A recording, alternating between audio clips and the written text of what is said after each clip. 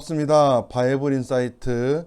오늘은 12예언서 첫 번째 시간으로 우리가 함께 12예언서를 공부하는 시간 가지도록 하겠습니다. 전통적으로 호세아로부터 말라기까지 12권의 책을 소예언서 또는 12예언서라고 불렀습니다. 적다라는 이 표현은 그렇게 중요하지 않다라는 의미가 아닙니다. 아마도 많은 분량의 예언서, 이사야, 예레미야, 에스겔, 다니엘 이 네 권의 예언서들에 비교해서 붙여진 이름이 아마 소예언서 또는 12예언서일 것입니다. 하나님의 말씀은 단순히 허공에 들린 것이 아니라 특정한 사람들을 통해서 들려졌습니다. 때문에 예언서를 공부한다라는 것은 하나님께서 직접 하신 말씀을 공부한다라는 그런 의미입니다. 또한 12예언서는 분열 왕국 시대의 예언서와 바벨론 포로 시대 그 이후 예언서로 나눌 수 있습니다. 우리가 2주간에 걸쳐서 12예언서를 읽으며 하나님께서 선지자들에게 직접 하신 말씀을 눈과 귀로 확인해 보는 시간 되기를 바랍니다. 우리가 호세아서부터 살펴보도록 하겠습니다. 호세아서는 저자 호세아입니다. 북왕국 이스라엘에서 활동하다가 이스라엘 멸망 후에 남유다로 내려와서 호세아를 편집했습니다.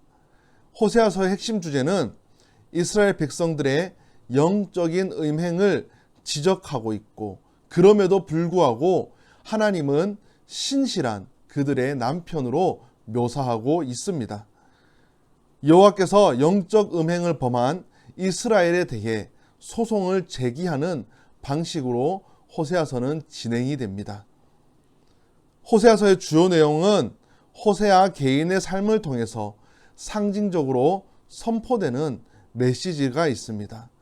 음란한 여자였던 고멜과의 결혼, 그리고 음란한 자식들 이스르엘, 로우하마, 로암미 이 세 자녀를 낳게 됩니다. 이것은 이스라엘의 문제로 표현이 됩니다. 하나님을 배신하고 가나안의 우상들을 섬겼던 것, 제사장과 선지자들의 타락, 사회 지도자들의 부패, 잘못된 외교 정책. 이스라엘의 근본적인 문제는 하나님의 사랑을 아는 것, 그리고 하나님을 아는 지식이 부족한 것이었음을 나타내고 있습니다. 호세아 선지자가 외친 하나님의 목소리는 이렇습니다. 하나님께로 돌아와라. 오라, 우리가 여호와께로 돌아가자. 여호와께서 우리를 찢으셨으나 도로 낫게 하실 것이요, 우리를 치셨으나 싸매어 주실 것임이라. 그러므로 우리가 여호와를 알자. 힘써 여호와를 알자. 그의 나타나심은 새벽빛같이 어김없나니 비와 같이 땅을 적시는 늦은 비와 같이 우리에게 임하시리라 하니라. 이렇게 호세아는 하나님께 돌아가자, 돌아오라 이렇게 선포하고 있습니다. 또한 오직 하나님만 바라볼 것을 이야기합니다. 그런즉 너희 하나님께로 돌아와서 인애와 정의를 지키며 항상 너희 하나님을 바랄지니라. 이렇게 호세아서는 이야기를 하고 있습니다. 요엘을 살펴보겠습니다. 요엘의 저자는 부두엘의 아들 요엘입니다. 요엘의 시대는 요엘의 활동 시대에 대한 어떤 단서도 제공하고 있지는 않습니다. 그렇지만 이 메시지의 내용을 보았을 때에 예레미야와 동시대의 인물일 것으로 학자들은 추측하고 있습니다. 요엘의 주요 내용은 이렇습니다.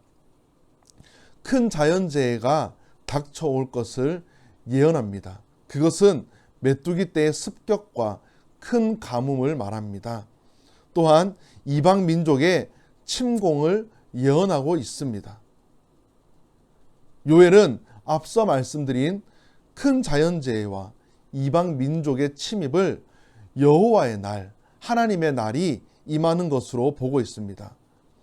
이런 큰 재앙에서 벗어날 유일한 방법은 하나님께 회개하고 하나님께로 돌아가는 것임을 요엘서는 이야기합니다.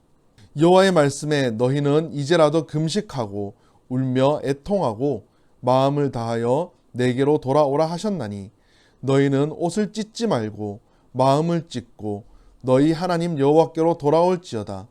그는 은혜로우시며 자비로우시며 노하기를 더디하시며 인애가 크시사 뜻을 돌이켜 재앙을 내리지 아니하시나니 주께서 혹시 마음과 뜻을 돌이키시고 그 뒤에 복을 내리사 너희 하나님 여호와께 소제와 전제를 드리게 하지 아니하실는지 누가 알겠느냐. 아멘. 이렇게 말씀하고 있습니다.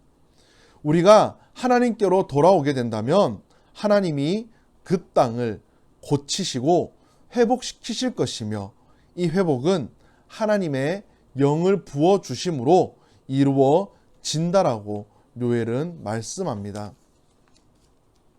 그 후에 내가 내 영을 만민에게 부어주리니 너희 자녀들이 장래일을 말할 것이며 너희 늙은이는 꿈을 꾸며 너희 젊은이는 이상을 볼 것이며 그때에 내가 또 내 영을 남종과 여종에게 부어줄 것이며 누구든지 여호와의 이름을 부르는 자는 구원을 얻으리니 이는 나 여호와의 말대로 시온산과 예루살렘에서 피할 자가 있을 것이며 남은 자 중에 나 여호와의 부름을 받은 자가 있을 것임이니라.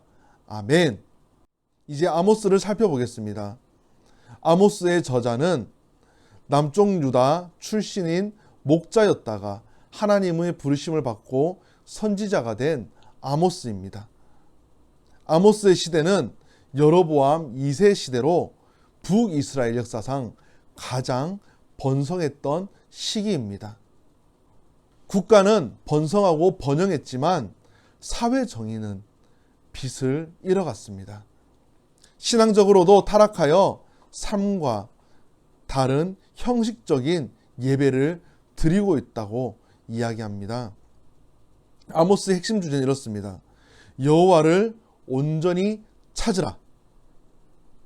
여호와에 대한 신앙과 믿음에 기초하여 사회적으로 정의와 공의를 실천하라. 하나님은 이스라엘을 반드시 회복시키실 분이다. 이것이 아모스의 핵심 주제입니다. 아모스의 주요 내용은 이렇습니다. 이스라엘의 큰 범죄로 인해서 닥쳐올 하나님의 심판을 5가지 환상으로 예언합니다. 이 환상은 메뚜기, 불, 다림줄, 여름과일 한 광줄이 제단 곁에 서신 하나님의 환상입니다. 여호와의 날은 심판과 재앙의 날이 될 것임을 예언하고 있습니다.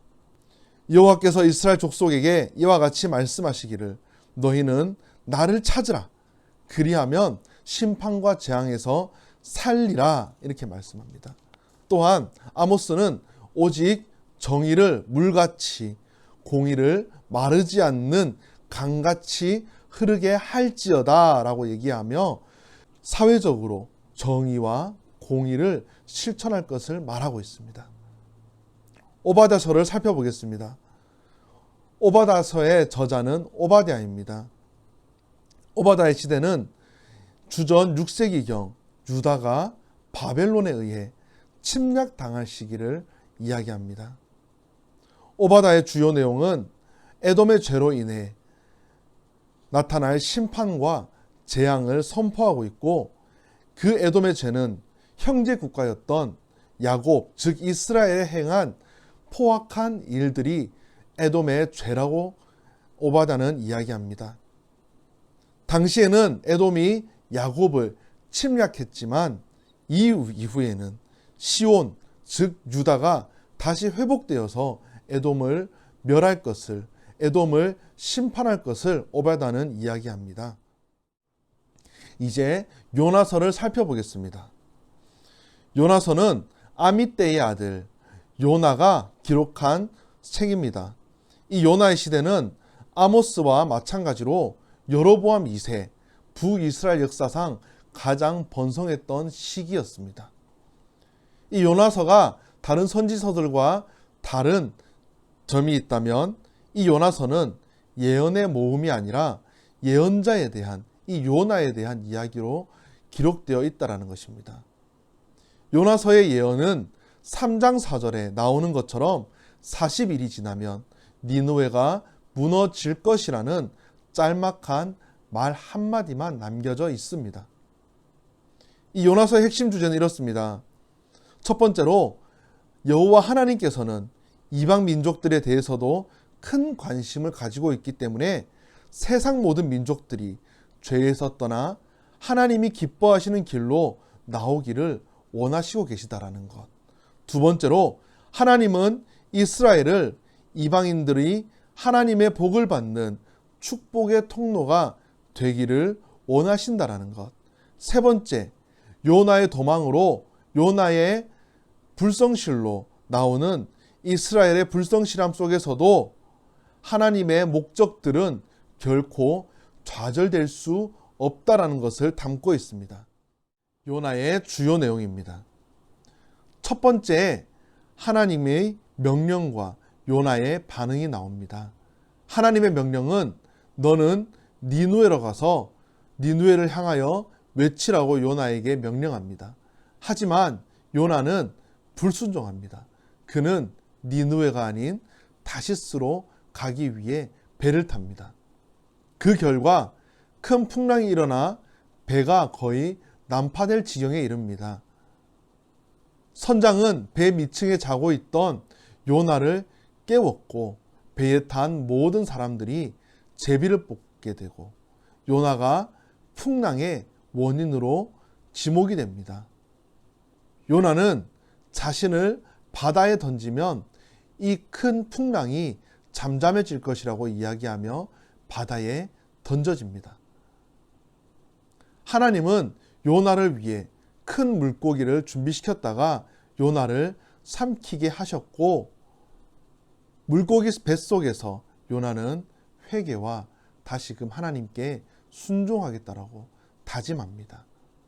사흘 후에 물고기가 요나를 육지에 뱉어냅니다. 두 번째 하나님의 명령과 요나의 반응이 나옵니다. 두 번째 하나님의 명령은 이렇습니다. 너는 일어나 니느웨로 가서 내가 내게 명한 바를 그들에게 선포해라. 이 명령에 요나는 순종합니다. 하지만 이 순종은 형식적인 순종입니다. 니느웨는 사람의 걸음으로 사흘 길을 걸어야 될 그런 길이지만 요나는 하루 만에 그 길을 걸었다라는 것입니다. 즉 대충 하나님의 그 명령에 순종했음을 우리는 알 수가 있습니다. 그 결과는 니느웨 백성들은 큰 회개를 합니다. 그리고 하나님이 니느웨의 재앙을 일으키지 않으십니다. 그 모습을 본 요나는 하나님께 분노합니다. 하나님, 이 큰 죄를 지었던 니느웨 사람들을 왜 벌하지 않으십니까? 이렇게 큰 분노를 합니다. 하지만 하나님은 박농쿨을 통해서 요나에게 교훈을 주십니다.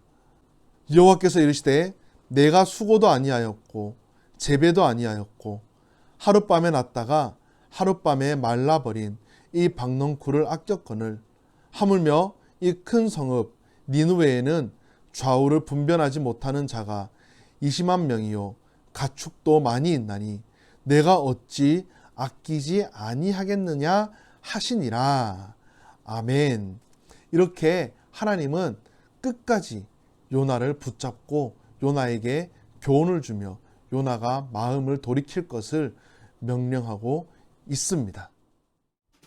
오늘 우리는 바이블 인사이트 12예언서 첫 번째 시간으로 호세아부터 요나까지의 말씀을 살펴보았습니다. 우리가 호세아부터 요나까지의 말씀을 눈으로 보고 또한 귀로 듣고 입으로 말하면서 하나님께서 우리에게 얼마나 은혜를 주시길 원하시는지, 또한 우리가 힘들 때 우리가 어떻게 하나님께 나아가야 되는지 몸으로, 삶으로 경험하는 시간 되기를 원합니다.